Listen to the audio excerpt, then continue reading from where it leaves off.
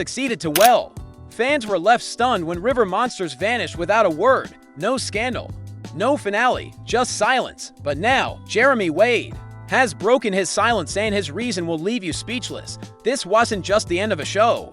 It was the conclusion of a legendary mission that took him to the edge of the world, and nearly to the edge of himself. Get ready, because the real reason River Monsters ended is unlike anything you expected. Jeremy Wade, the man who turned freshwater fishing into a global obsession, had done the unthinkable. He completed the mission. Over 9 seasons, he traveled to some of the most dangerous and remote places on Earth in search of terrifying, legendary aquatic beasts. These weren't just animals. They were creatures of myth and fear: giant catfish blamed for drowning villagers, enormous arapaimas as long as cars, and the infamous Goliath tigerfish with its terrifying, dagger-like teeth. Every episode of River Monsters was a blend of myth-busting, scientific investigation, and thrilling survival.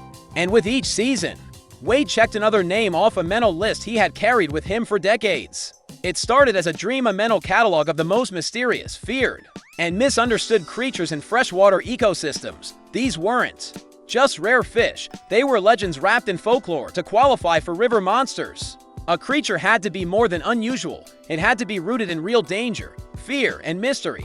And Jeremy Wade wasn't just the host. He was the investigator, the adventurer, the biologist, and often the only person crazy enough to go after these so-called monsters in the wildest, most dangerous places on the planet, from the depths of the Amazon to the rivers of the Congo, the foothills of the Himalayas to the swampy waters of Southeast Asia. Wade battled not just fish but the elements, disease, and exhaustion. Viewers saw thrilling catches and epic showdowns, but they rarely saw what happened behind the camera. Wade endured malaria multiple times. He collapsed from heat exhaustion. He navigated politically unstable regions and trekked through jungle terrain with heavy gear and zero creature comforts. Nights were spent under mosquito nets with nothing but the buzz of insects and the howls of unseen animals in the distance. Infections, swollen bites, and dangerous isolation became a part of his life. There were no medical teams nearby. One wrong step could have new cultures, new dangers, new languages. He led a small crew, handled the logistics of filming, and kept the energy high for viewers, all while pushing his body and mind to the edge. But he never let it show. He didn't complain. He didn't turn the lens toward himself. He kept the focus on the fish, the myths, and the mission. That kind of humility is rare in the entertainment industry, and it's one of the key reasons why River Monsters became such a powerful and respected show. Jeremy Wade wasn't just a host chasing fame or airtime. He was a man on a mission, a scientist and storyteller who poured every ounce of himself into uncovering the truth behind the world's most feared freshwater creatures. But by the time the 9th season rolled around, something had fundamentally changed. The list, the real, personal list that Wade had carried in his mind for years, was nearly complete. One by one, every legendary river monster had been found. Some took years of effort, others took decades, but eventually, each myth, the mystery was no longer, can Jeremy find the next monster? Instead, it became, is there anything left to find? The honest answer, no. He had done it, all of it.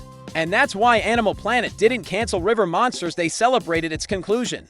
Network executives praised Wade's incredible storytelling, his deep scientific knowledge, and his ability to make educational content feel like edge-of-your-seat adventure. But they also acknowledged that the show had reached its natural end.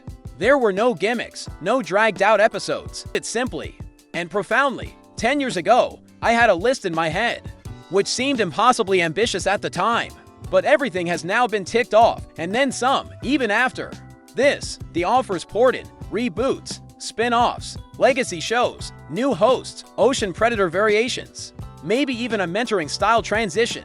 But Wade declined them all, every single one. For him, River Monsters was never just a show, it was a personal journey. Every episode was a reflection of his voice, his curiosity, and his values. To continue the show without that same soul would have been, in his eyes, a betrayal, not just of himself but of the mission, the creatures, and the audience who believed in it. When River Monsters aired its final season in 2017, it wasn't a cancellation, it was a conscious decision. Jeremy Wade, the man who spent years battling legends beneath the surface, feared the show would lose its soul if it turned into just another overproduced reality series. He refused to dilute its integrity. He didn't want River Monsters to be a brand. He wanted it to remain a complete story with a clear beginning, an emotional middle, and most importantly, a meaningful end. The final season wasn't just a goodbye, it was a tribute. Wade revisited past locations, closed loops on mysteries he had once left open, and even solved a few puzzles that had haunted him for years. Each episode was really respectfully it ended, but Jeremy Wade didn't vanish. While fans assumed he might fade into retirement after nearly a decade of risking life and limb, Wade did the opposite. He evolved. With his new series, Mighty Rivers, he shifted from hunting monsters to confronting the real ones: pollution, extinction, and human destruction. Instead of mythical fish, he pursued the collapse of the Amazon, Mississippi, and Danube, not for fame, but for awareness. Now, Wade wasn't chasing legends in the water, he was fighting to save them. As the final credits rolled on River Monsters, what lingered wasn't just the memory of toothy predators or dangerous expeditions. It was something deeper, something that audiences didn't always realize while watching, but felt all the same. That's because River Monsters was never just about giant fish. It was about respect for nature, for mystery, and for the creatures we've long misunderstood or feared. After River Monsters, Jeremy Wade didn't disappear into retirement. Instead, he returned with a different kind of mission. In Mighty Rivers, Wade revealed a more urgent, more reflective side of himself.